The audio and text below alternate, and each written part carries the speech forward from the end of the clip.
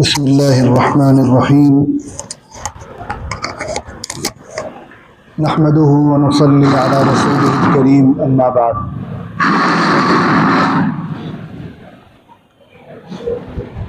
فاعوذ باللہ من الشیطان الرجیم بسم اللہ الرحمن الرحیم.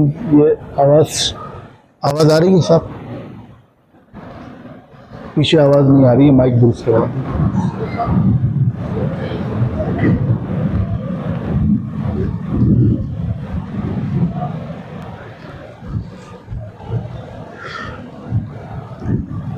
اعوذ باللہ من الشیطان الرجیم بسم اللہ الرحمن الرحیم.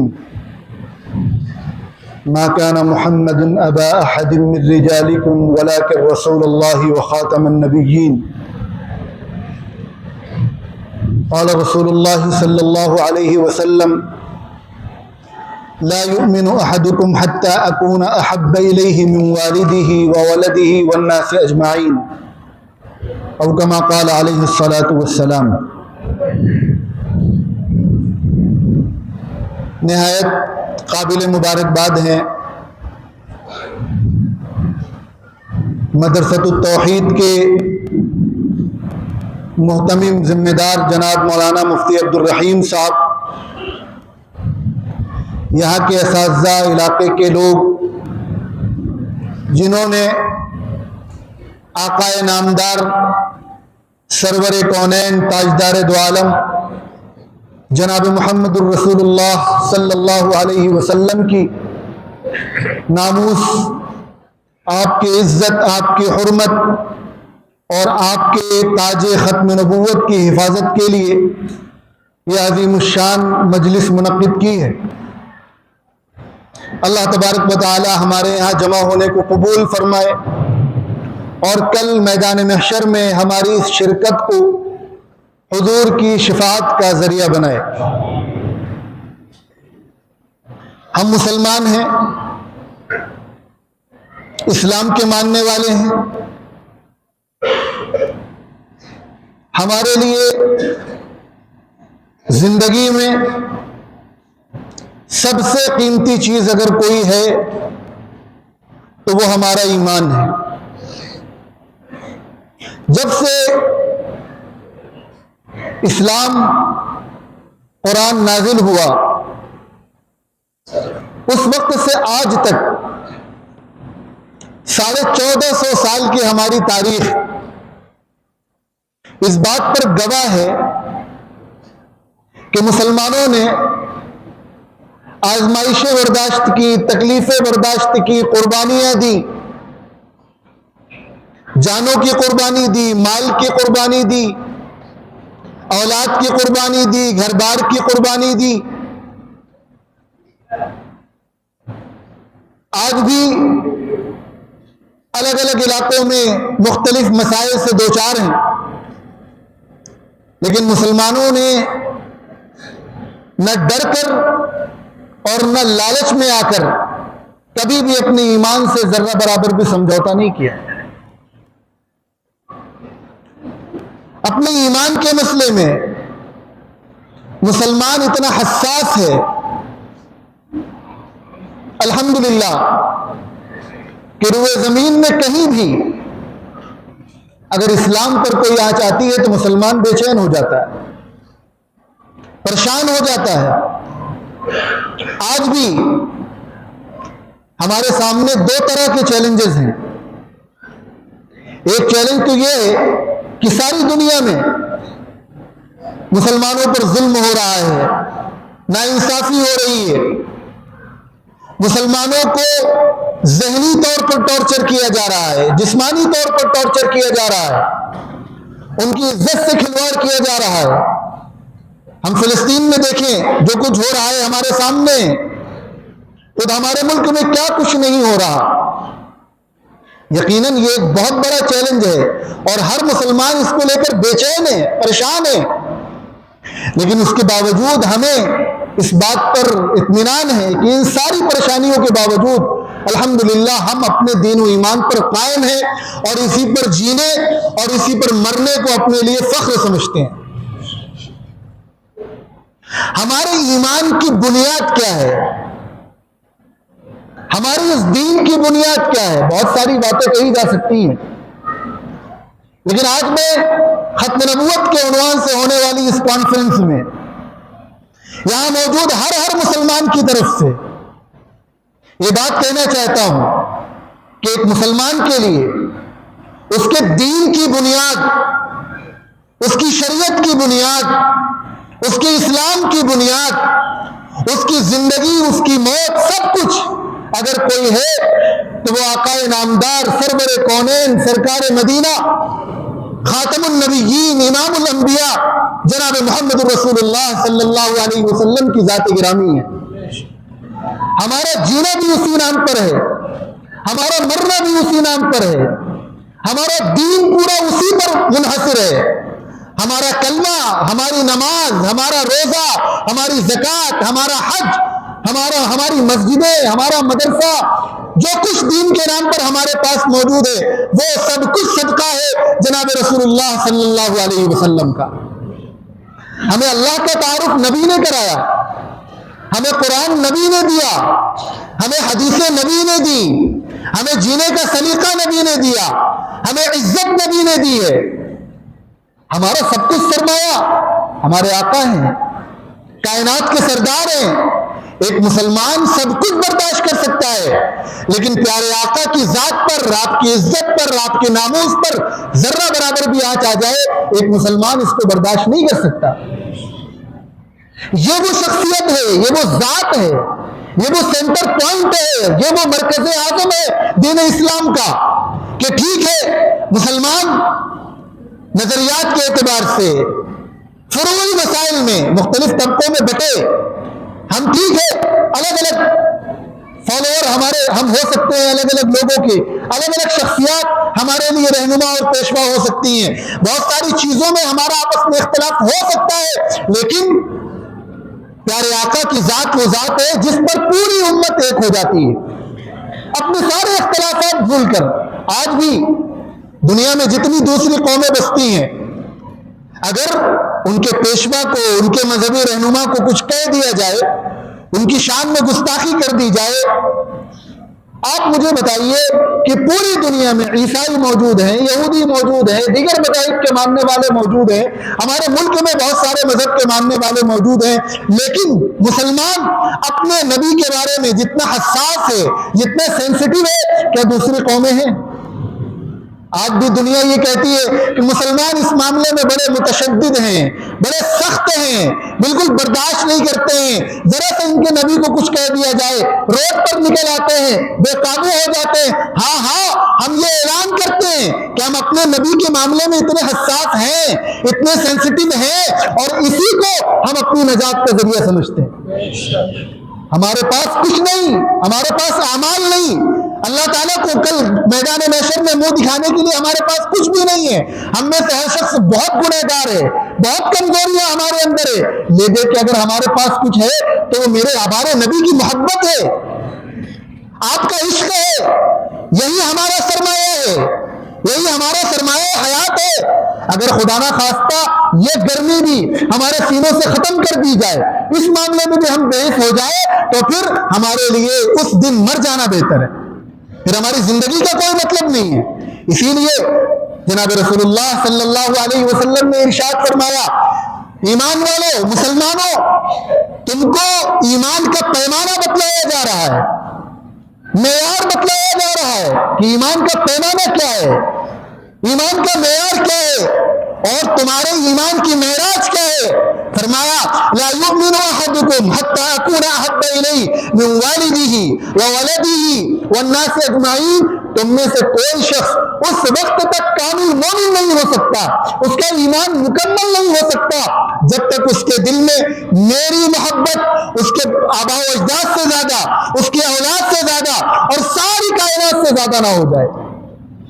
اگر کسی مسلمان کے دل میں پیارے آقا سے زیادہ اولاد کی محبت ہے، پیارے آقا سے زیادہ ماں باپ کی محبت ہے، تو پھر اس کا ایمان مکمل نہیں ہے۔ اس کو اپنے ایمان کا جائزہ لینا چاہیے، ہم سب کو اپنے ایمان کا جائزہ لینا چاہیے۔ اور الحمدللہ یہاں موجود ایک فرد یقین کے ساتھ یہ بات کہہ سکتا ہے کہ خالی ہمارے دل میں نہیں، پوری امت مسلمہ کے دل میں یہ ہمارے پیغمبر کا امتیاز ہے، یہ آپ کی شان ہے کہ آپ کے چاہنے والوں نے، آپ سے محبت کرنے والوں نے جیسی محبت کر کے دکھائی ہے، دنیا میں کوئی اس کا مقابلہ نہیں کر سکتا، کسی مذہب کا ماننے والا اس کا مقابلہ نہیں کر سکتا۔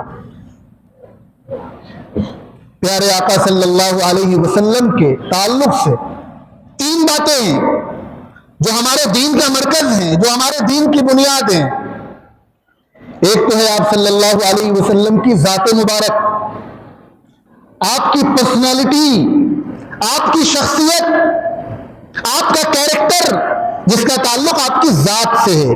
محمد صلی اللہ علیہ وسلم جو آمنہ کے لخت جگر ہیں، عبداللہ کے نور نظر ہیں، عبد المطلب کے پوتے ہیں، ایک آپ کی ذات ہے۔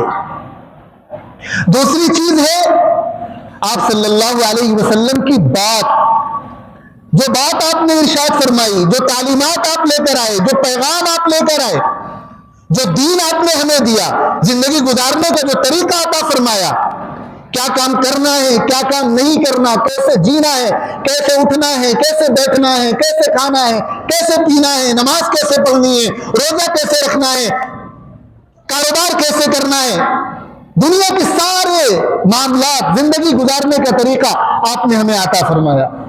تو ایک ہے پیارے آقا صلی اللہ علیہ وسلم کی ذات، آپ ہمارے ساتھ دہرائیں تاکہ یہ سبق ذہنوں میں پیوست ہو جائے۔ تین چیزیں جو ہمارا مرکز اعظم ہے، ہمارے دین کی بنیاد ہے، ہمارے عشق کی معراج ہے، جن کے معاملے میں ہم کسی بھی صورت کوئی بھی سمجھوتا کرنے کو تیار نہیں ہے۔ ایک چیز ہے پیارے آقا کی ذات، کیا ہے؟ پیارے آقا کی ذات۔ دوسری چیز ہے پیارے آقا کی بات، کیا ہے؟ پیارے آقا کی بات۔ اور تیسری چیز ہے پیارے آقا کی جماعت، کیا ہے؟ پیارے آقا کی جماعت، ذات، بات اور پھر جماعت۔ سب سے پہلے نمبر آتا ہے ذات کا۔ کسی بھی انسان کو اگر علاقے میں اپنی پہچان بنانی ہے، کوئی کام کرنا ہے، تو اس کے لیے ضروری ہے کہ اس کی ذات صاف ستھری ہو، اس کا کیریکٹر صاف ستھرا ہو، وہ ایک شریف انسان ہو۔ یہی وجہ ہے کہ پیارے آقا صلی اللہ علیہ وسلم پر جب آپ نے مکہ والوں کو پہلی مرتبہ کلمے کی دعوت دی علی الاعلان، آپ سب نے واقعہ سنا ہے کہ آقا علیہ الصلوۃ والسلام نے مکے والوں کو جمع کیا اور کیا سوال کیا کہ اگر میں تم سے یہ کہوں کہ اس پہاڑی کے پیچھے ایک لشکر ہے جو تم پر حملہ کرنے والا ہے، تو کیا تم میری بات مانو گے؟ اس کا کیا مطلب تھا؟ مطلب ایک بات کلیئر ہے کہ کوئی لشکر نہیں ہے، لیکن اگر میں کہوں کہ کوئی لشکر ہے جو حملہ کرنے والا ہے، تو کیا تم میری بات مانو گے؟ تو مکے والوں نے کیا کہا؟ بالکل مانیں گے، آپ تو سب سے زیادہ سچے ہیں، آپ صادق ہیں، آپ سب سے زیادہ امانت دار ہیں، آپ امین ہیں، آپ کی پوری زندگی ہمارے سامنے، آپ کا بچپن ہمارے سامنے، آپ کی جوانی ہمارے سامنے، آپ کی سچائی ہمارے سامنے، آپ کی بات مانیں گے؟ سب سے پہلے کلمے کی دعوت جب اللہ کے نبی نے دی تو اپنی ذات کو پیش کیا ہے، اپنی پرسنالٹی کو پیش کیا ہے۔ یہ وہ چیز ہے جو ہمارے لیے مرتے دم تک سرمایہ حیات ہے، نبی کی ذات، نبی کا کیریکٹر، نبی کی پرسنالٹی۔ ہمارا یہ دعویٰ ہے تا قیامت جو صفات، جو کمال اللہ تعالیٰ نے پیغمبر صلی اللہ علیہ وسلم کی ذات میں رکھا تھا، وہ قیامت تک کسی کو نہیں مل سکتا۔ اور جتنے انبیاء کرام تشریف لائے ان کی ذات کامل اور مکمل ہوتی ہے، ان کے اندر کوئی کمی نہیں ہوتی، نہ اخلاقی اعتبار سے نہ کسی دوسرے اعتبار سے، وہ بالکل مکمل ہوتے ہیں۔ کیوں؟ کیونکہ انہیں اپنی امت کے لیے آئیڈیل بننا ہوتا ہے، نمونہ بننا ہوتا ہے۔ تو پیارے آقا صلی اللہ علیہ وسلم کے تعلق سے سب سے پہلی چیز آتی ہے آپ کی ذات۔ اللہ تعالیٰ نے دنیا میں انسانوں کی ہدایت کے لیے کم و بیش 1.25 لاکھ نبی اور رسول بھیجے۔ سب سے پہلے پیغمبر حضرت آدم علیہ السلام، اور سب سے آخری پیغمبر جناب محمد رسول اللہ صلی اللہ علیہ وسلم۔ ترتیب یہ رہی کہ حضور سے پہلے جتنے نبی اور رسول آئے وہ ساری دنیا کے لیے نبی بن کر نہیں آئے، قیامت تک کے لیے نبی بن کر نہیں آئے۔ جو شریعتیں، جو دین لے کر آئے وہ کمپلیٹ لے کر نہیں آئے، مکمل لے کر نہیں آئے، اور کسی بھی دین اور کسی بھی شریعت کے تعلق سے یہ اعلان نہیں کیا گیا کہ اب اس کو باقی رکھا جائے گا اور اس کی حفاظت کی جائے گی۔ ایسا بھی ہوتا تھا کہ ایک ایک وقت میں کئی نبی ہوا کرتے تھے، الگ الگ علاقوں کے نبی ہوا کرتے تھے، الگ الگ زمانے کے اعتبار سے نبی آیا کرتے تھے۔ ایک وقت میں دنیا میں کئی شریعتیں چلتی تھی۔ ایسا بھی دور آیا ہے کہ ایک ہی وقت میں الگ الگ نبی اور رسول موجود ہیں، اپنے اپنے علاقے کے الگ الگ نبی ہیں۔ جب وہ نبی چلے جاتے تھے تو بعد میں ان کی لائی ہوئی تعلیمات میں کمی بیشی ہو جاتی تھی، تحریف ہو جاتی تھی، لوگ اس میں گڑبڑ کر دیا کرتے تھے۔ پھر اللہ تعالیٰ دوسرا نبی بھیجتے تھے، وہ آ کر اسے کریکشن کرتا تھا، ٹھیک کرتا تھا، پھر وہ کچھ دن رہتا تھا، لوگوں کو دین کی بات بتلاتا تھا، پھر وہ نبی چلا گیا، پھر بعد میں لوگوں نے گڑبڑی پیدا کر دی، پھر اللہ تعالیٰ نے دوسرا نبی بھیج دیا۔ یہ سلسلہ چلتا رہا۔ جب اللہ نے اپنے آخری پیغمبر کو بھیجا، پیارے آقا صلی اللہ علیہ وسلم تشریف لائے اور اللہ نے قرآن نازل فرمایا تو سب سے پہلے اعلان فرما دیا، قل یا ایھا الناس انی رسول اللہ الیکم جمیعا، اے پیغمبر آپ اعلان کر دیجئے کہ میں تم سب کے لیے نبی بنا کر بھیجا گیا ہوں، تمام انسانوں کے لیے نبی بنا کر بھیجا گیا ہوں۔ اس سے پہلے کسی نبی نے یہ اعلان نہیں کیا کہ میں تم سب کے لیے نبی بنا کر بھیجا گیا ہوں۔ آپ جو دین لے کر آئے اس کے تعلق سے یہ اعلان کر دیا گیا، الیوم اکملت لکم دینکم، کہ اس دین کو مکمل کر دیا گیا۔ اس سے پہلے کسی نبی نے یہ اعلان نہیں کیا کہ ہمارا لایا ہوا دین مکمل ہے، ہماری شریعت مکمل ہے۔ اب اس دین کو مکمل کر دیا۔ مکمل کا مطلب کیا ہے؟ اب کسی بھی طرح کی کوئی کمی اس دین میں نہیں ہے۔ اور اللہ تعالیٰ نے قرآن پاک میں ارشاد فرما دیا، اِنَّا نَحْنُ نَزَّلْنَا الذِّكْرَ وَإِنَّا لَهُ لَحَافِظُونَ، کہ یہ قرآن ہم نے نازل کیا، اس کی حفاظت ہم کریں گے۔ اس سے مراد صرف قرآن نہیں ہے، وہ ساری چیزیں جو قرآن سے وابستہ ہیں، پورا دین، اس کی حفاظت اللہ فرما رہے ہم کریں گے۔ اس سے پہلے کسی بھی دین، کسی بھی شریعت کے تعلق سے یہ اعلان نہیں کیا گیا کہ اس کی حفاظت ہم کریں گے۔ کیوں؟ کیونکہ اللہ تعالیٰ کو حضور کی شریعت کو باقی رکھنا تھا اور کسی شریعت کو باقی نہیں رکھنا تھا۔ اصل دین ہی یہی ہے، اصل شریعت یہی ہے۔ جتنے نبی تشریف لائے سب نے اپنی امت کو یہ بتلایا کہ میں ایک آخری پیغمبر تشریف لائیں گے جن کا نام محمد ہوگا، بعد میں جن کا نام احمد ہوگا، اور اگر وہ میرے بعد آئے تو تم فوراً ان پر ایمان لانا، اور اگر وہ میرے زمانے میں آئے تو میں بھی ان پر ایمان لاؤں گا۔ ہر نبی نے اپنی امت کو اس کی تعلیم دی ہے۔ اور پھر اللہ تعالیٰ نے ارشاد فرمایا، لَقَدْ كَانَ لَكُمْ فِي رَسُولِ اللَّهِ أُسْوَةٌ حَسَنَةٌ، کہ اب پیغمبر صلی اللہ علیہ وسلم کی ذات، آپ کی زندگی، آپ کا کردار، آپ کا کیریکٹر اب یہ قیامت تک آنے والے تمام انسانوں کے لیے آئیڈیل اور نمونہ ہے، کوئی دوسری شخصیت نہیں آئے گی۔ قرآن پاک میں اعلان کر دیا گیا، ما كان محمد ابا احد من رجالکم ولکن رسول اللہ وخاتم النبیین، کہ یہ محمد صلی اللہ علیہ وسلم اللہ کے آخری نبی ہے، اب قیامت تک کسی بھی طرح کا کوئی نیا نبی نہیں آئے گا۔ ایک بزرگ فرماتے ہیں، علماء کے لیے خاص طور پہ فرماتے ہیں کہ اس کا مطلب صرف یہ نہیں ہے کہ اب قیامت تک کوئی نیا نبی نہیں آئے گا، بلکہ اس کا مطلب یہ ہے کہ اب کوئی نبی بنایا نہیں جائے گا۔ کیا؟ اب کوئی نبی بنایا نہیں جائے گا۔ حضرت عیسیٰ تو تشریف لائیں گے نا، حضرت عیسیٰ تو آئیں گے لیکن وہ پہلے سے نبی ہیں، اور وہ نبی کی حیثیت سے نہیں آئیں گے، ہوں گے تو نبی اللہ کے، لیکن وہ تشریف لائیں گے تو حضور کے امتی ہونے کی حیثیت سے آئیں گے۔ دیکھیں ہر نبی نے، روایات میں آتا ہے یہ حضور کی امت میں آنے کی دعا مانگی ہے، ہر نبی نے حضور کی امت میں آنے کی دعا مانگی، لیکن اللہ تعالیٰ نے یہ شرف خاص طور پر حضرت عیسیٰ کو عطا فرمایا کہ اللہ نے انہیں زندہ آسمانوں پر اٹھا لیا، اور قیامت کے قریب اللہ تعالیٰ انہیں دوبارہ بھیجیں گے اور نبی کا امتی بنا کر بھیجیں گے۔ حضرت عیسیٰ علیہ السلام کو اللہ تعالیٰ نے شرف عطا فرمایا، تو اب کوئی نبی بنایا نہیں جائے گا۔ اور ابھی یہاں آنے سے پہلے میں تذکرہ کر رہا تھا، ایک بات ذہن میں آ گئی کہ اگر ایک ساتھ ایک بڑے عالم کے پاس پہنچے مناظرہ کرنے کے لیے، آپ غلام احمد قادری علی کو نبی نہیں مانتے، اچھا بتائیے نبی کسے کہتے ہیں؟ تو ایسا جواب دیا ان عالم نے، اتنا زبردست جواب دیا، مجھے تو بڑا پسند آیا۔ ادھر ادھر کی بات نہیں، فرمانے لگے کہ نبی کی تعریف یہ ہے، نبی اس کو کہتے ہیں جس بندے کو اللہ تعالیٰ نے معراج کی شب مسجد اقصی میں حضور کی امامت کے پیچھے کھڑا کیا۔ نبی کسے کہتے ہیں؟ نبی اسے کہتے ہیں جس کو اللہ تعالیٰ نے میدان محشر میں حضور کی امامت میں جمع کیا۔ اب کوئی بھی شخص نبوت کا دعویٰ کرے تو یہ دیکھا جائے گا کہ یہ تھا کہ نہیں تھا، ٹھیک ہے؟ یہ آپ کو سمجھانے کے لیے میں بات کہہ رہا ہوں۔ تو حضور کی ذات کی بات چل رہی ہے، حضور خاتم النبیین ہیں، نبی 1,24,000 ہے کم و بیش، بہت سارے رسول ہیں۔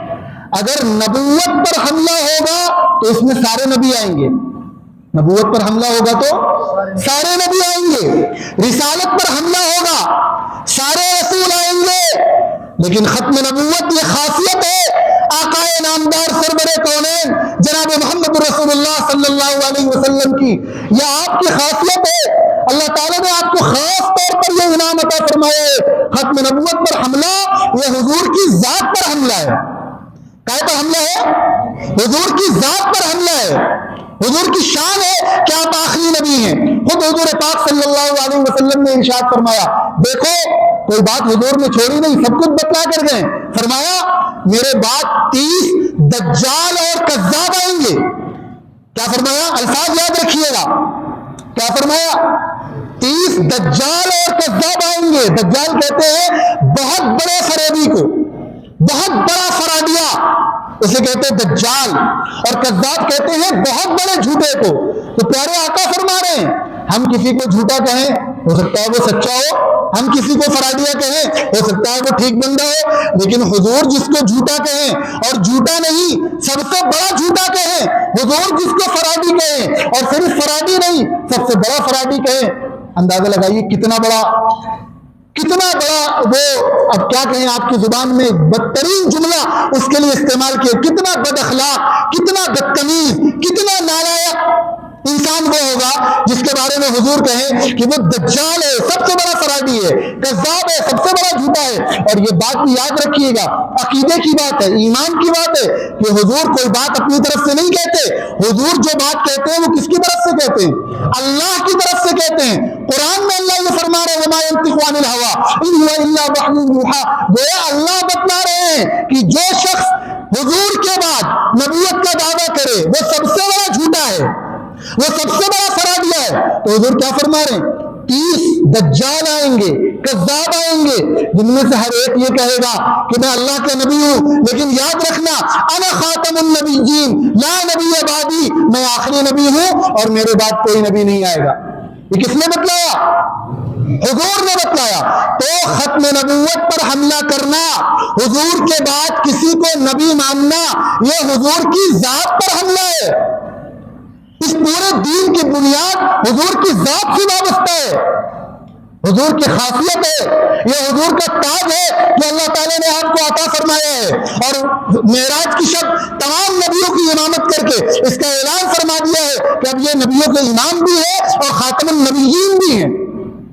جس نبی کا اعلان ساری آسمانی کتابوں میں ہے، سارے نبی اور سارے رسول کر کے جا رہے ہیں، وہ تشریف لا چکے، اب قیامت تک کسی بھی طرح کا کوئی نیا نبی، بولیے کوئی نیا نبی نہیں آئے گا۔ اور اگر کوئی نبوت کا دعویٰ کرے توجہ سے سنیے گا، اگر کوئی نبوت کا دعویٰ کرے تو صرف یہ نہیں کہ اس کی نبوت کا انکار کیا جائے، بلکہ ہمارے ایمان کا حصہ ہے۔ اس کو صرف نبی نہ ماننا کافی نہیں ہے، اس کو جھوٹا کہنا ضروری ہے، اس کو فرادیہ کہنا ضروری ہے۔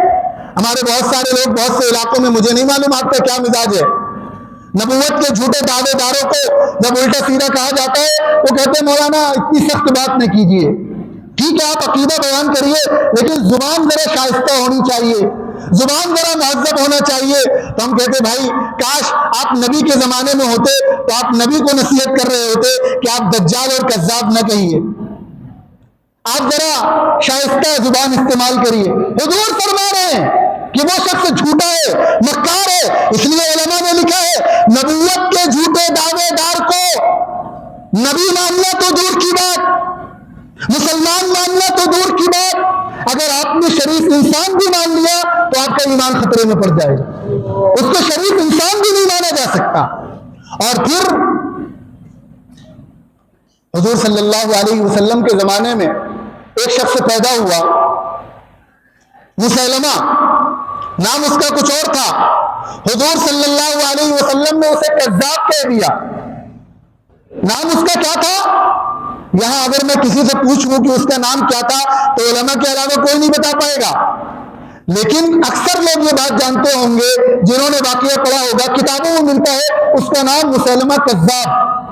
کذاب کے معنی ہوتے ہیں بہت بڑا جھوٹا، تو اس کا اصل نام کذاب نہیں تھا، لیکن اللہ نے پیارے آقا کی زبانی کذاب نکلوا دیا تو اس کا نام ہی کذاب پڑ گیا۔ جو نبوت کا جھوٹا دعویٰ کرے اس کا نام ہی کذاب ہو گیا، اس کا نام ہی دجال ہو گیا۔ حضور کے زمانے میں اس نے نبوت کا دعویٰ کیا۔ آج کے دور میں ہمارے علاقے میں ایک پردھانی کا بھی الیکشن ہوتا ہے تو بہت سارے دعوے دار کھڑے ہو جاتے ہیں، آپس میں لڑائیاں ہوتی ہیں اور کئی پشتوں تک لڑائیاں چلتی ہیں کہ ہمارے خلاف الیکشن میں کیسے کھڑے ہو گئے، ایک دوسرے کو دیکھنا حرام ہو جاتا ہے، ایک دوسرے کے گھر جانا مشکل ہو جاتا ہے، ایک دوسرے کی موت مٹی میں شرکت نہیں کرتے ہیں۔ تو ہر آدمی پاور چاہتا ہے، کہیں وہ ودھایک کا اور ایم پی کا الیکشن ہو تب تو پوچھیے نہیں، اور نبوت کا مسئلہ تو پوری انسانیت کا مسئلہ ہے۔ جو لوگ اس کے دعوے دار تھے کہ ہمیں بھی ذرا حکومت ملے، گدی ملے، لوگوں کا ہماری طرف رجوع ہو، انہوں نے دیکھا اس سے بڑھیا تو کوئی چیز نہیں ہے، تو حضور کی زندگی میں ہی نبوت کا دعویٰ کر دیا اور حضور کو خط لکھ رہا ہے کہ ایسا کریے آپ ایک علاقے کے نبی اور میں دوسرے علاقے کا نبی۔ حضور صلی اللہ علیہ وسلم کے بعد خلیفہ اول سیدنا صدیق اکبر رضی اللہ عنہ نے اس کے خلاف جنگ کی ہے اور بڑی تعداد میں صحابہ کرام اس میں شہید ہوئے، اور جب تک اس کو قتل نہیں کر دیا تب تک سکون سے نہیں بیٹھے ہیں صحابہ کرام۔ ہمارے ملک ہندوستان میں 1857 کی جنگ کے بعد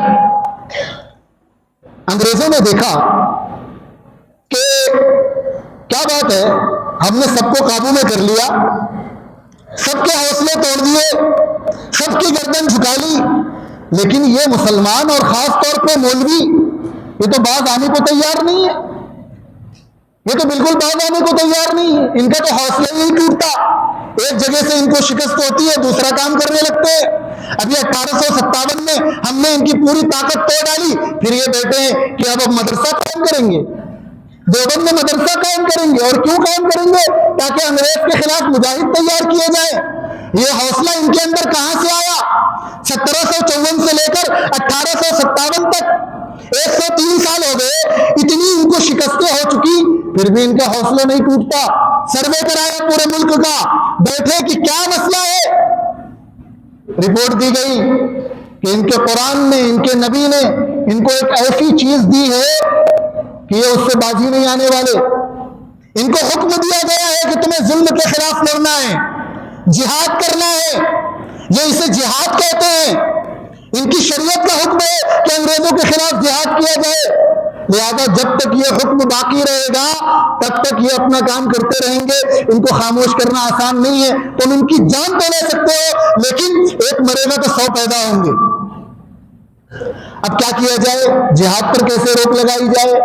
جہاد تو شریعت کا حکم ہے، جہاد تو نبی فرض کر کے گئے ہیں، ظلم کے خلاف کھڑے ہونے کا حکم نبی دے کر گئے، اور نبی کی بات کوئی غیر نبی کاٹ نہیں سکتا، نبی کی بات کوئی غیر نبی نہیں کاٹ سکتا۔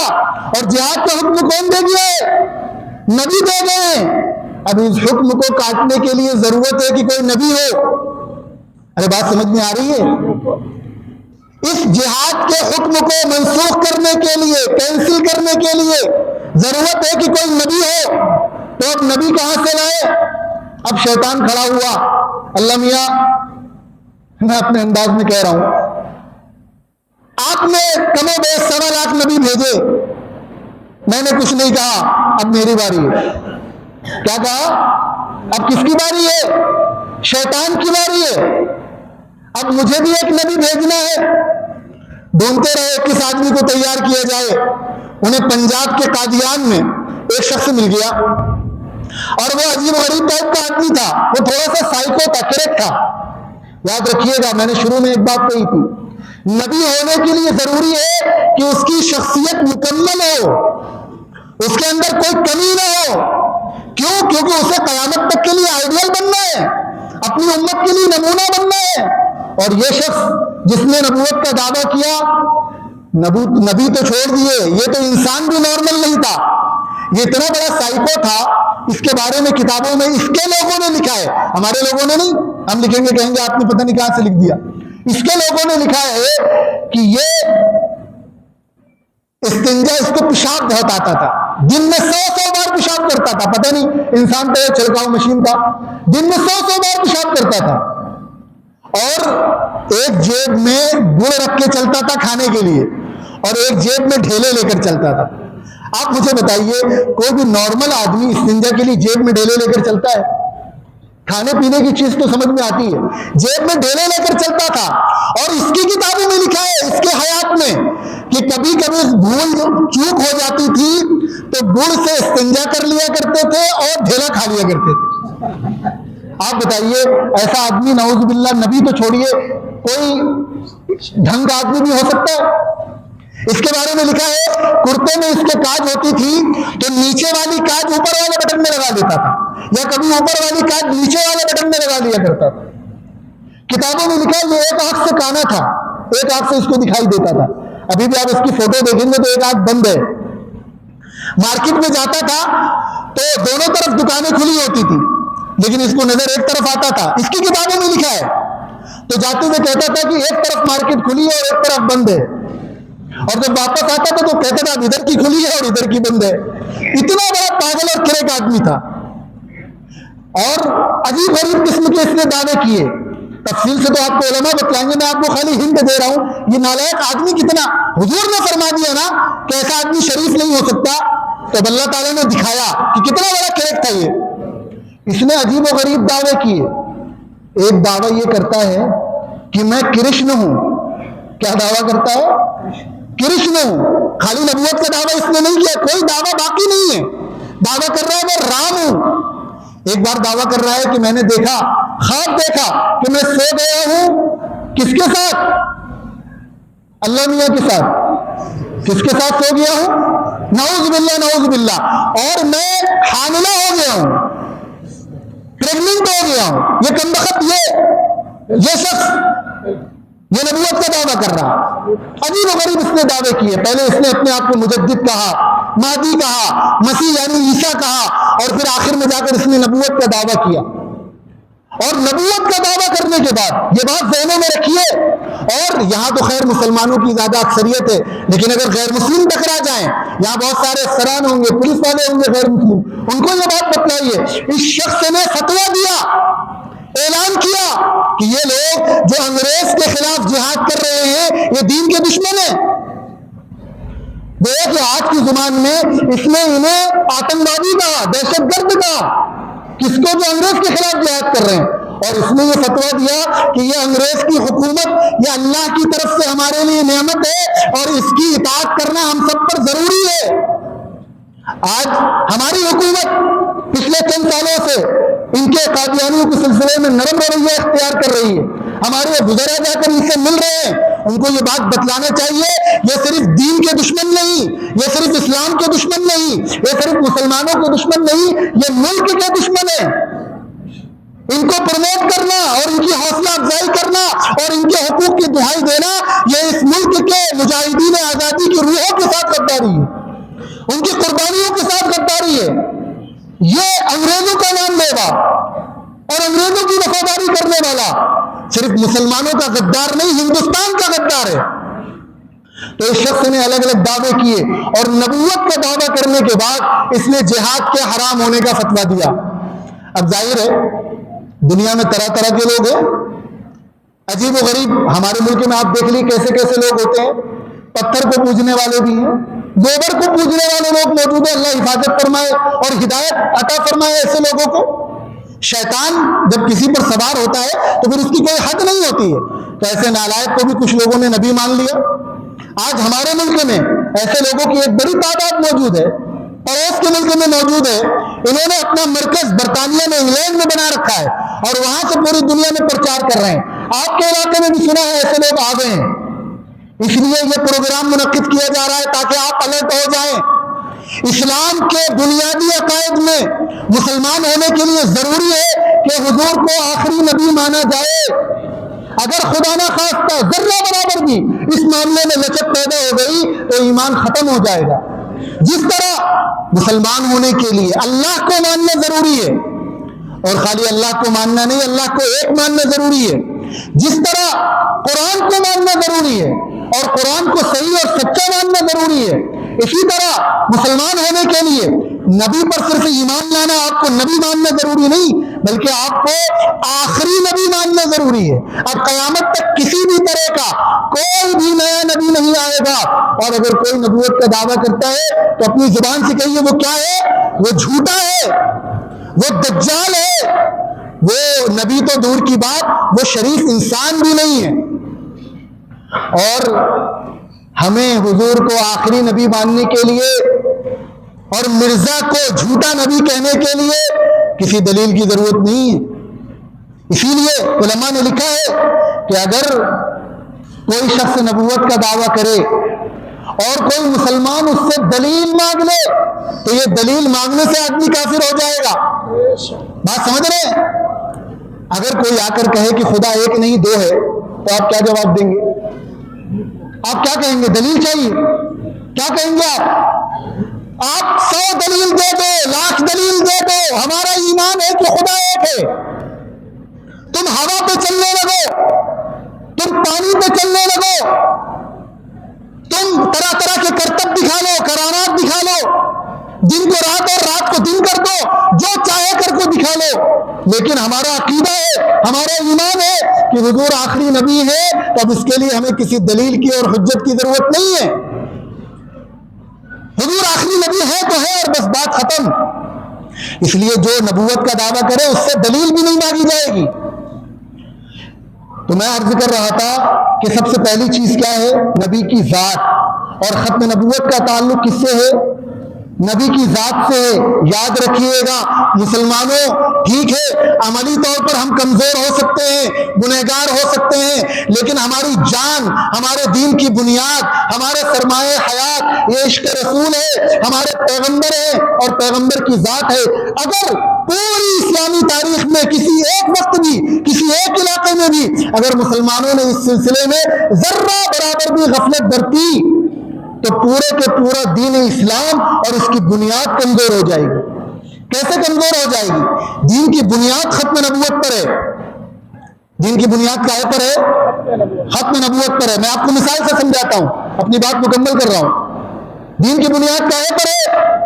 دوہرائیے میرے ساتھ, دین کی بنیاد کہاں پر ہے؟ ختم نبوت پر ہے. کیوں ہے ختم نبوت پر دین کی بنیاد؟ کسی نئے نبی کے آمد کا ذرہ برابر بھی خیال رکھنا, اس کا مطلب یہ ہے کہ ابھی دین انکمپلیٹ ہے. کیا ہے؟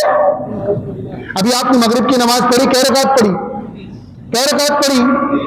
کیا آپ کو ذرہ برابر بھی اس بات کا خدشہ ہے کہ یہ مغرب کی نماز کبھی 2 یا 4 بھی ہو سکتی ہے؟ ہو سکتی ہے؟ اس سے پہلے آپ نے عصر کی نماز کیا رکعت پڑھی؟ کیا کبھی یہ 5 یا 3 ہو سکتی ہے؟ ظہر کی نماز 5 یا 3 ہو سکتی ہے؟ اچھا آپ کس طرف رخ کر کے نماز پڑھتے ہیں؟ کدھر رخ کر کے نماز پڑھتے ہیں؟ قبلہ کدھر ہے؟ خانہ کعبہ کدھر ہے؟ خانہ کعبہ ہمارا قبلہ ہے۔ کیا آپ کو ذرہ برابر بھی یہ اندیشہ ہے کہ قیامت تک یہ بدل بھی سکتا ہے؟ نہیں بدل سکتا۔ شراب حرام ہے کہ نہیں ہے؟ شراب کیا ہے؟ حرام ہے۔ کیا حلال ہو سکتی ہے؟ زنا حلال ہے کہ حرام ہے؟ کیا حلال ہو سکتا ہے؟ دین ہمارا مکمل ہے، اب اس میں کوئی تبدیلی نہیں ہو سکتی۔ نبی کی آمد کا مطلب یہ ہوگا کہ ہاں تبدیلی ہو سکتی ہے۔ کیا مطلب ہوگا؟ تبدیلی ہو سکتی ہے۔ کیوں؟ نبی کس کا نمائندہ ہوتا ہے؟ اللہ کا نمائندہ ہوتا ہے۔ نبی اگر کوئی بات کہے تو آپ اس کو ریجیکٹ کر پائیں گے؟ اب کوئی شخص نبوت کا دعویٰ کرتا ہے اور نعوذ باللہ ایسا ہوگا نہیں، لیکن بائی چانس مان لیں کہ کوئی اس کو نبی مان لے، تو اب بتائیے اگر وہ یہ کہے کہ آج سے مغرب کی نماز 3 کی جگہ 4 رکعت ہے تو ماننا پڑے گا کہ نہیں ماننا پڑے گا؟ ماننا پڑے گا کہ نہیں ماننا پڑے گا؟ اگر کوئی یہ کہے کہ آج سے عصر کی نماز 5 رکعت ہو گئی ہے تو ماننا پڑے گا کہ نہیں؟ انکار کریں گے تو ایمان سے نکل جائیں گے۔ ماننا پڑے گا، کیوں؟ کیونکہ آپ نے اس کو نبی مان لیا ہے، اور نبی اللہ کا نمائندہ ہوتا ہے۔ وہ کہتے ہیں آج سے قبلہ خانہ کعبہ نہیں ہے، کہیں اور ہے، قادیان ہے، پنجاب ہے، تو ماننا پڑے گا۔ کیوں؟ اللہ کا نمائندہ مان لیا ہے۔ ارے بات سمجھ رہے ہیں کہ نہیں؟ وہ کہتے ہیں شراب حلال ہے تو ماننا پڑے گا۔ پورا کا پورا دین خطرے میں پڑ جائے گا۔ آج ہمارا ایمان اور ہمارا عقیدہ ہے کہ یہ جو قرآن ہمارے پاس موجود ہے یہ مکمل ہے، اس میں کوئی زبر زیر کی بھی کمی زیادتی نہیں ہو سکتی۔ 1450 سال سے ایز اٹ از یہ قرآن ہمارے پاس موجود ہے اور قیامت تک اسی طرح موجود رہے گا۔ اور یہ دعویٰ ہم کس بنیاد پر کرتے ہیں؟ کیونکہ اب قیامت تک کسی نبی کو نہیں آنا ہے۔ نعوذ باللہ اگر ذرہ برابر بھی یہ گمان رکھا جائے، یہ آپشن کھلا رکھا جائے کہ نبی کو آنا ہے، تو پھر یہ بھی ماننا پڑے گا کہ قرآن میں بھی تبدیلی ہو سکتی ہے۔ کیوں؟ حضور کے زمانے میں بہت ساری آیات تھی، پہلے کچھ اور حکم تھا، بعد میں حکم بدل گیا۔ آپ سب کو معلوم ہے کہ شراب پہلے حرام نہیں تھی، بعد میں حرام ہوئی ہے۔ پہلے شراب پینے کی اجازت تھی، پہلے پردہ نہیں تھا، بعد میں پردے کا حکم آیا ہے۔ پہلے بیت المقدس کی طرف رخ کر کے نماز پڑھی گئی، بعد میں قبلہ بدلا ہے، یہ آپ کو معلوم ہے نا۔ تو اب کسی نئے نبی کی آمد کا آپشن رکھنا، یہ پتہ چلتا ہے، اس سے یہ بات ثابت ہوتی ہے کہ ابھی بھی تبدیلی ہو سکتی ہے، ابھی بھی حکم بدل سکتا ہے۔ ہم جب یہ کہتے ہیں کہ حضور آخری نبی ہے، آپ کے بعد قیامت تک کوئی نیا نبی نہیں آئے گا، تو ہم اس بات کا بھی اعلان کر رہے ہوتے ہیں کہ دین مکمل ہے، اب دین میں تبدیلی نہیں ہوگی، اب کوئی تبدیلی نہیں ہوگی، کسی طرح کا کوئی نبی نہیں آئے گا۔ یہی وجہ ہے، کیوں؟ کیونکہ اس دین کو قیامت تک باقی رہنا ہے، اس کی حفاظت کا وعدہ اللہ نے کیا ہے، اللہ نے ذمہ داری لی ہے۔ تو قرآن پاک میں 100 سے زائد ایسی آیتیں ہیں جو ختم نبوت کا اعلان کر رہی ہیں، حضور کے آخری نبی ہونے کا اعلان کر رہی ہیں، اور 200 سے زائد احادیث ہیں جس میں حضور پاک صلی اللہ علیہ وسلم نے اپنے آخری نبی ہونے کا اعلان فرمایا ہے۔ یاد رکھیے گا، ایک مسلمان ہر چیز میں کمپرومائز کر سکتا ہے، لیکن نبی کریم صلی اللہ علیہ وسلم کی شان میں گستاخی ہے، اس کو برداشت نہیں کر سکتا۔ میں آپ سے پوچھتا ہوں، ڈنمارک میں، فرانس میں یا کسی ملک میں کوئی ہمارے نبی کی شان میں گستاخی کرے، پوری دنیا کا مسلمان میدان میں نکل آتا ہے۔ ہمارے علاقے میں ہمارے سر پہ بیٹھ کر ہمارے نبی کی ختم نبوت کے ساتھ کھلواڑ کیا جائے، آپ کی ذات پر کیچڑ اچھالا جائے، آپ کے کیریکٹر کو خراب کرنے کی کوشش کی جائے، اور ہم خاموش بیٹھے رہے، ہم خاموش بیٹھے رہے۔ ہمارے لیے ہمارا مدرسہ، ہماری مسجد، ہمارا مکتب، ہماری دکان، ہمارا مکان، ہمارا کاروبار، ہماری روزی روٹی، ہم اسی میں لگے رہیں گے، ان کا مقابلہ کون کرے گا؟ نبی کی ذات کا تحفظ کون کرے گا؟ وہ پیغمبر جس کے صدقے میں یہ کائنات بنی، جو چاہتا تو عالیشان زندگی گزار سکتا تھا، لیکن اس نے ہمارے تمہارے لیے غربت کو اختیار کیا، جس نے مکے میں 3 سال سماجی بائیکاٹ برداشت کیا، جس نے طائف میں پتھر کھائے، جس نے ہمارے تمہارے لیے اپنا وطن چھوڑنا گوارا کیا، جس نے اپنا خون بہایا، جس نے اپنے ذات مبارک شہید کروائے، جس نے جنگیں لڑی، جس نے پیٹ پہ پتھر باندھے، جس نے اپنی اولاد کو قربان کیا، اس نبی کا کیا یہی تقاضا ہے کہ ہم زبان سے تو عشق کی بات کریں، محبت کی بات کریں، لیکن علاقے میں ہمارے پڑوس میں حضور کی ختم نبوت پہ ڈاکہ ڈالا جائے اور ہم خاموش بیٹھے رہیں؟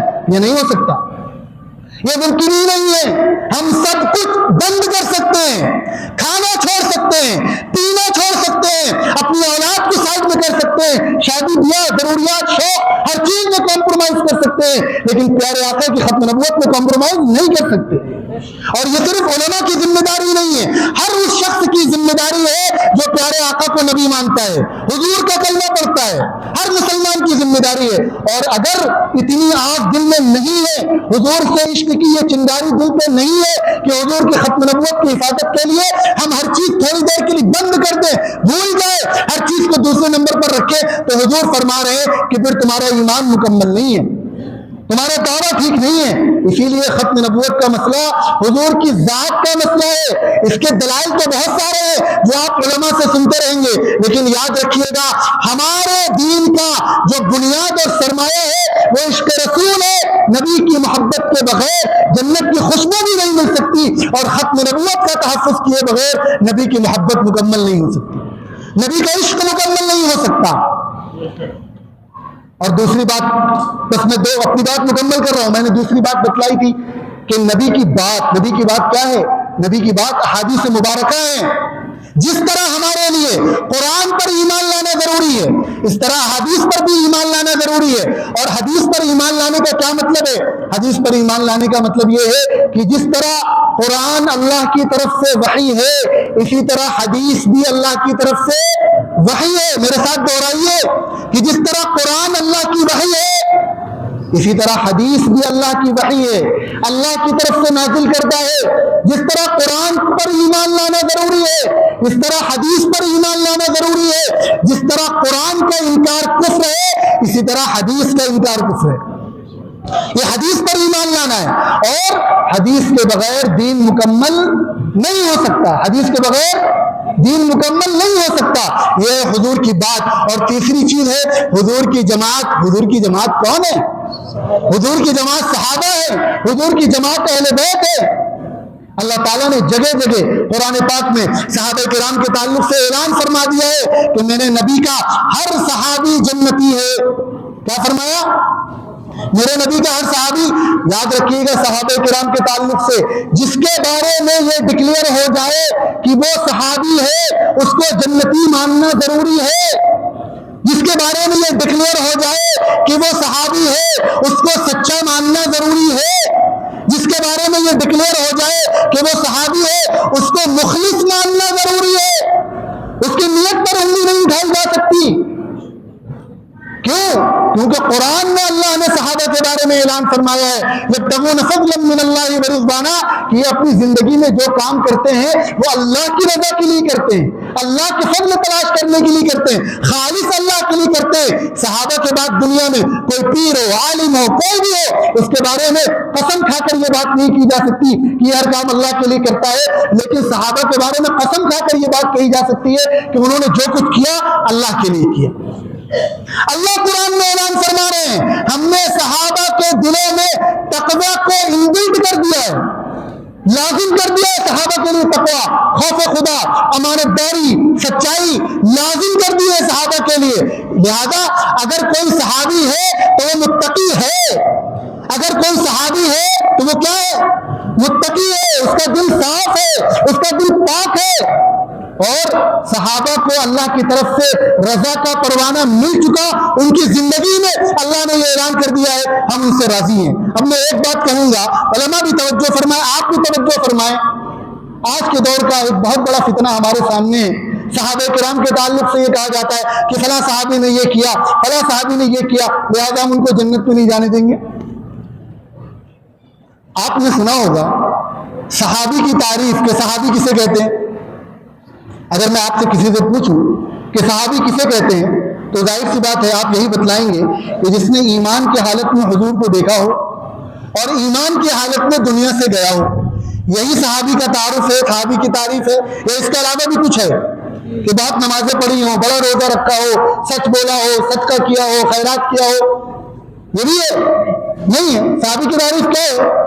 یہ جس نے ایمان کی حالت میں حضور کو دیکھا اور ایمان کی حالت میں دنیا سے گیا، اب وہ روئے زمین میں نبیوں کے بعد ہر انسان سے افضل ہے، پوری امت سے افضل ہے، وہ بالکل کنفرم جنتی ہے، جنت اس کے لیے بک ہو چکی ہے، اللہ تعالیٰ اس سے راضی ہو چکے ہیں، نبی اس سے راضی ہو چکے ہیں، اس کی نیت کی گواہی اللہ دے چکے ہیں۔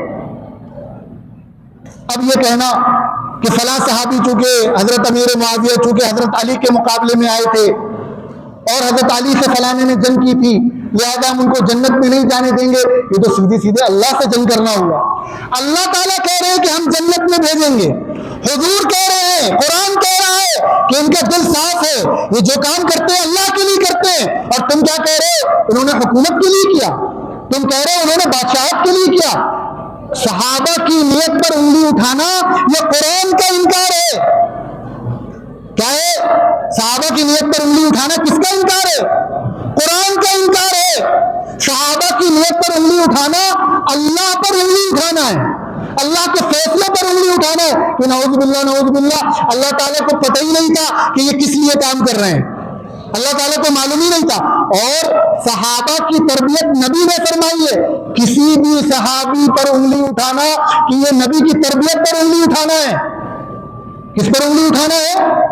یاد رکھ لینا، عقیدے کی بات آپ کو بتلا رہا ہوں، نبی کی بات چل رہی ہے، اور نبی کا عشق اس وقت تک مکمل نہیں ہو سکتا جب تک نبی کی ذات، نبی کی بات اور نبی کی جماعت تینوں سے عشق نہ ہو۔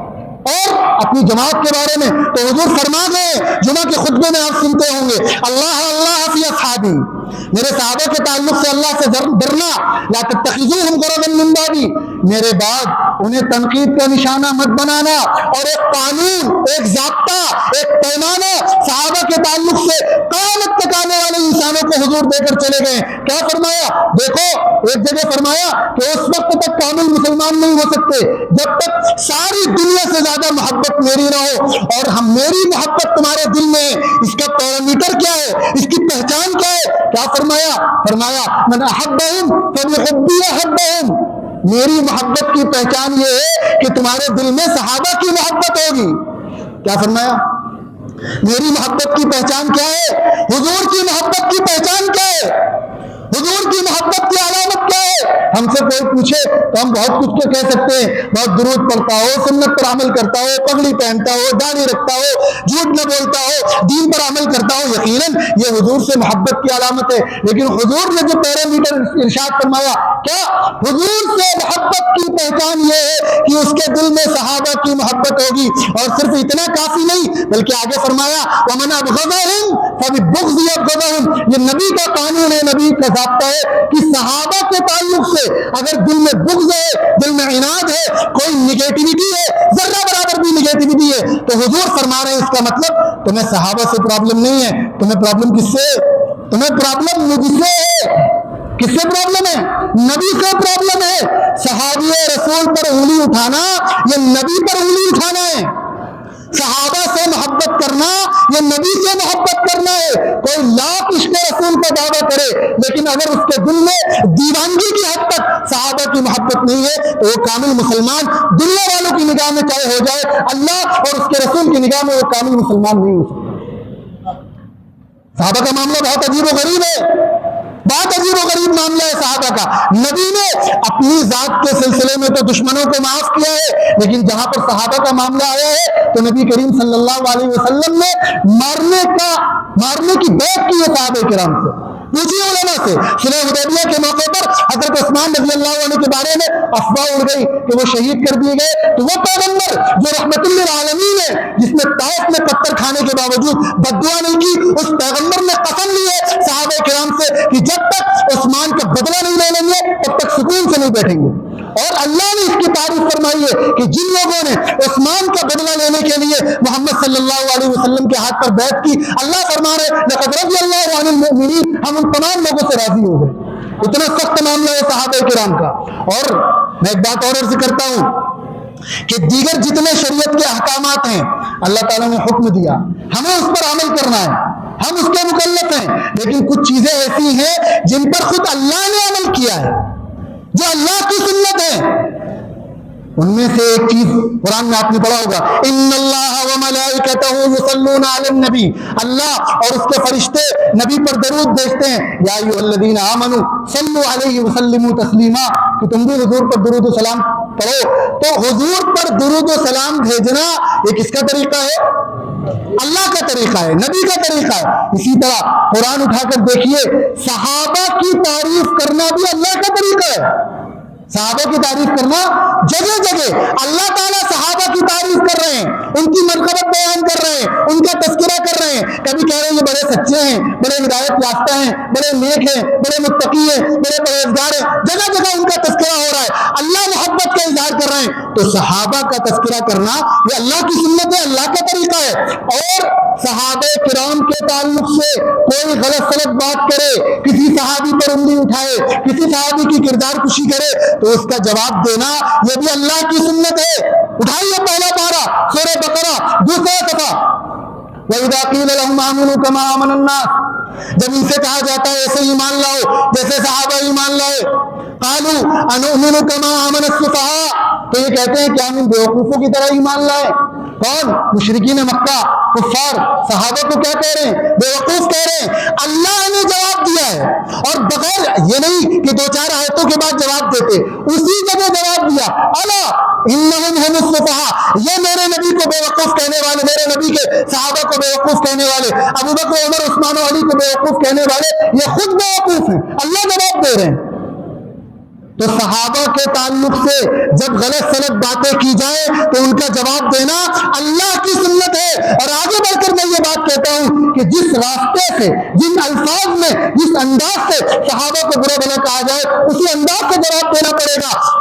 کفار مکہ نے صحابہ کو بیوقوف کہا تو اللہ تعالیٰ کچھ اور بھی کہہ سکتے تھے، اللہ تعالیٰ نے پلٹ کے انہی کی زبان میں جواب دے کر انہیں پلٹ کر بیوقوف کہا ہے۔ لہذا اگر کوئی کسی صحابی رسول کو منافق کہے، کتنا بھی بڑا عالم ہو، کتنا بھی بڑا خطیب العصر ہو، کتنا بھی بڑا کرم خواہ ہو، یا کوئی انجینئر ہو، کوئی بھی ہو، اگر کسی صحابی پر انگلی اٹھا رہا ہے، کسی صحابی کو منافق کہہ رہا ہے، ان کی کردار کشی کر رہا ہے، تو امت کی ذمہ داری ہے، اللہ کی سنت ہے، اللہ کا طریقہ ہے کہ اسی زبان میں جواب دیا جائے۔ اگر ختم نبوت کے معاملے میں کمپرومائز کر لیا گیا اور لچک برتی گئی تو پورا کا پورا دین کمزور ہو جائے گا، دین کی بنیادیں کمزور ہو جائیں گی۔ اسی طرح اگر صحابہ کے تعلق سے ذرہ برابر بھی کمپرومائز یا سمجھوتا کیا گیا تو پورا کا پورا دین کمزور ہو جائے گا۔ کیوں؟ کیونکہ اللہ نے یہ دین اپنے پیغمبر کے حوالے کیا، اور پیغمبر نے یہ دین صحابہ کے حوالے کیا ہے۔ اس پوری دنیا میں قرآن لے کر، حدیث لے کر، نماز لے کر، روزہ لے کر، پورا دین لے کر اگر کوئی گیا ہے تو صحابہ کرام گئے ہیں، صحابہ کرام نے ہمیں دین دیا ہے۔ اگر صحابہ کا کردار مشکوک کر دیا جائے، ان کی نیتوں پر حملہ کیا جائے، ان کی عظمت کو مجروح کرنے کی کوشش کی جائے، تو ہمارے پاس کوئی یقین سے دعوے سے یہ نہیں کہہ سکتا کہ یہ قرآن جو ہمیں صحابہ نے دیا ہے یہ 100% صحیح ہے، یہ نماز جو ہمیں صحابہ نے دی ہے یہ 100% صحیح ہے، یہ مسجد، مدرسہ، داڑھی، ٹوپی، کرتا پاجامہ، قرآن، حدیث جو کچھ پڑھایا جا رہا ہے، یہ دعوت و تبلیغ، جتنا کام دین کے نام پر ہو رہا ہے، یہ صدقہ ہے حضرات صحابہ کرام کا۔ نبی صحابہ کو دے کر گئے اور صحابہ سے ہم کو ملا، صحابہ پر انگلی اٹھانا یہ پورے دین کو مجروح کرنے کے مترادف ہے۔ بات سمجھ رہے ہیں؟ تو میں نے تذکرہ کیا تھا کہ ہم مسلمان ہیں، ہم سب کچھ برداشت کر سکتے ہیں، ہر چیز میں کمپرومائز کر سکتے ہیں، ہم اپنی جان قربان کر سکتے ہیں، اپنی اولاد کو قربان کر سکتے ہیں، اپنے بیوی بچوں کو قربان کر سکتے ہیں، سب کچھ کر سکتے ہیں۔ تم آؤ ہمارے اوپر چاہے بم برسا دو، ہمارے گھروں کو توڑ دو، ہمیں جیل میں ڈال دو، لیکن یاد رکھنا دنیا میں ایک مسلمان کلمہ پڑھنے والا وہ اپنے نبی کی ذات کے سلسلے میں کمپرومائز نہیں کر سکتا، عشق نبی کے سلسلے میں کمپرومائز نہیں کر سکتا۔ ٹھیک ہے، تو ہمیں کہو کہ یہ بہت تشدد پسند ہے، بہت دقیانوس ہے، بہت سخت ہے، ہم اسے اپنے لیے سرمایہ سمجھتے ہیں، کل میدان محشر میں بھی آ کر تم پیارے آقا کے سامنے کہہ دینا کہ آپ کی ناموس کے لیے بہت متشدد تھے، ہم تو کامیاب ہو جائیں گے، ہماری تو بجلی بن جائے گی، کہہ دینا کل میدان محشر میں آ کے، یہ ہمارے لیے کمپلیمنٹ ہے، ہم اس کو سمجھتے ہیں۔ اور حضور سے محبت اور حضور سے عشق کا مطلب کیا ہے؟ حضور کی ذات کی بھی حفاظت کی جائے، حضور کی بات کی بھی حفاظت کی جائے، اور حضور کی جماعت کی بھی حفاظت کی جائے، حضور کی ذات پر بھی مر مٹنے کا جذبہ اپنے دل میں رکھا جائے، اور حضور کی بات پر بھی مر مٹنے کا جذبہ اپنے دل میں رکھی جائے، اور حضور کی جماعت پر بھی مر مٹنے کا جذبہ اپنے دل میں رکھا جائے۔ یہ تینوں چیزیں ہمارے دل میں ہوں گی تو پھر کیا ہوگا؟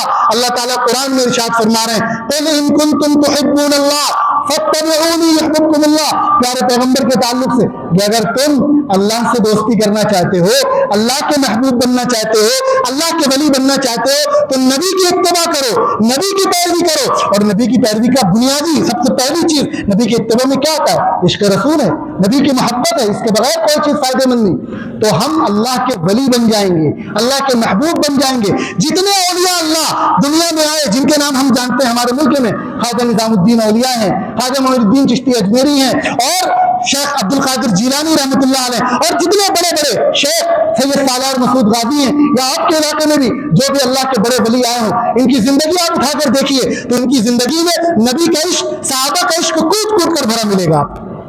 انہوں نے اتنے بڑے کیوں بنے؟ کیونکہ انہوں نے عشق رسول کے سلسلے میں اور عشق صحابہ کے سلسلے میں کمپرومائز نہیں کیا۔ ہم بھی اگر ولی بننا چاہتے ہیں یا ولیوں کا غلام کہلانا چاہتے ہیں تو ہمارے لیے ضروری ہے کہ ہم عشق نبی کے سلسلے میں، عشق صحابہ کے سلسلے میں، حدیث کے سلسلے میں ذرہ برابر بھی کمپرومائز نہ کریں۔ یہ اللہ تعالیٰ ہمیں اسی عقیدے پر جینے اور اسی عقیدے پر مرنے کی توفیق عطا فرمائے، اور جاتے جاتے اپنے بچوں کے اندر، اپنی نسلوں کے دل و دماغ میں یہ بات بٹھا دینے کی توفیق عطا فرمائے کہ دیکھو حضور آخری نبی ہے، اب قیامت تک کسی طرح کا کوئی نبی نہیں آئے گا۔ دیکھو صحابہ سب کے سب جنتی ہیں، صحابہ پر انگلی مت اٹھانا، صحابہ پر انگلی اٹھانے کا مطلب نبی پر انگلی اٹھانا ہے، اور صحابہ سے محبت کا مطلب نبی سے محبت کرنا ہے۔ یہ دین کا بنیادی عقیدہ ہے۔ اگر خدا نہ خواستہ اس میں شک اور شبہ یا کمزوری پیدا ہو گئی تو ہم بظاہر نمازی بھی رہیں گے، حاجی بھی رہیں گے، روزے دار بھی رہیں گے، مسجد مدرسے والے بھی رہیں گے، لیکن اللہ اور اس کے رسول کی نگاہ میں ہم کامل مسلمان نہیں رہیں گے۔ اللہ تعالی ہم سب کو ان باتوں پر عمل کرنے کی توفیق عطا فرمائے۔ وآخر دعوانا الحمدللہ۔